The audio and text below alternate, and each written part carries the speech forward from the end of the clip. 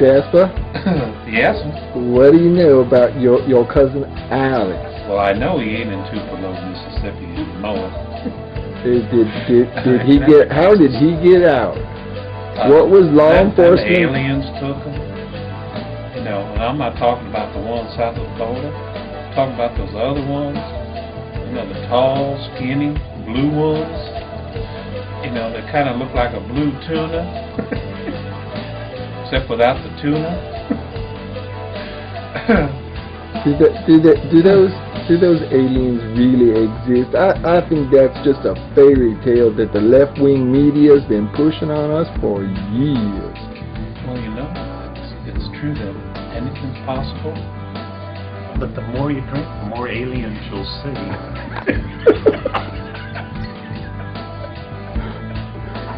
I have a feeling, Jasper, that this is going straight up to YouTube this evening. You want to drink to that? Here you go. Here's to Earth. Here's to all of us on the front lines, the back line, and who don't even know we're in line. Well, I photographed much better in the dark, you know. I photographed much better in the dark. All right. You got the giggles? Well, here, I got a couple questions for Mr. Collier here. Okay, we're getting serious now? We are. Okay. So, Alex, you know, it dawned on me that 14 years ago, Easter weekend 1995, that we last got together and did an interview of any kind. So, I had no idea it was the same weekend. Yeah, Easter weekend. Wow. 14 years later. An interesting coincidence. Yeah, it is. Well, it's a pleasure. Sorry it took 14 years to do it again. I'm glad we're getting the chance today. Hey, so, you know, in the last few years, there's been an awful lot going on in the United States, and I think a lot of people have changed their view of what the United States is really all about.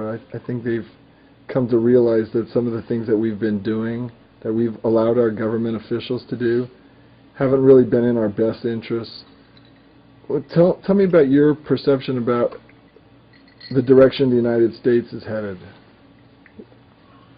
Well, you know, the country is always a reflection of its people. And it is my opinion that, yes, we have a governmental bureaucracy that claims to love America, but clearly by its actions and the laws and the way it's beginning to attack the citizenry, it hates Americans. But really, who's to blame for that? I mean, it's very easy to blame the government, but the government essentially is just our voted representatives. I mean, there is a bureaucracy around that government that manages and does the day-to-day grunt work, but essentially, you know, it's the Congress and the Senate and the executive branch, who we vote for, who we've put into office. Now, I've said this, back in the early 90s, 92, 93, 94, I was saying a lot of this was coming. And you know, really, who do we have to blame? And quite frankly, Rick, we have ourselves to blame. It's the citizens' fault. We abdicated management of the government to a group of politicians who are allowed to take campaign contributions from private industry, from corporations, from the military-industrial complex to do their bidding. We got on with our lives, I guess, mistakenly trusting that our representatives, when they took the oath of office, actually meant it. Obviously, they didn't. Because now what we have is a horrible situation. We have a government that isn't in any way, shape, or form a representative of the Constitution or even the Bill of Rights.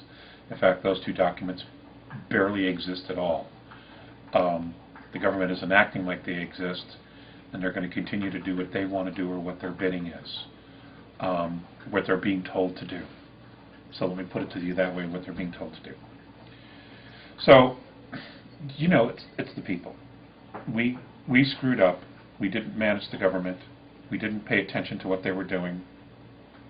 As long as there was food on the shelves, as long as gas was cheap, as long as everybody was working, nobody cared. But guess what? Reality's hit home now. Now we have a government spending our dollar into absolute oblivion. We also have the devaluation of the dollar. You know, the chickens are coming home to roost, and now everybody's beginning to wake up and saying, oh my God, what the hell have these guys been doing? And, you know, now we know. You know, it's out there, and it's at a point where they're not even bothering to hide it anymore. So, you know, what the question really comes down to is this. America is changing dramatically, and it's changing very, very fast. And it really comes down to a very simple premise, in my perspective. Do you want freedom and liberty, or do you want socialism? Now, there are some dramatic differences between the two. One requires self-responsibility and self-government. The other is you become a natural resource of the state, and they will tell you what to do, when to do it, and how to do it.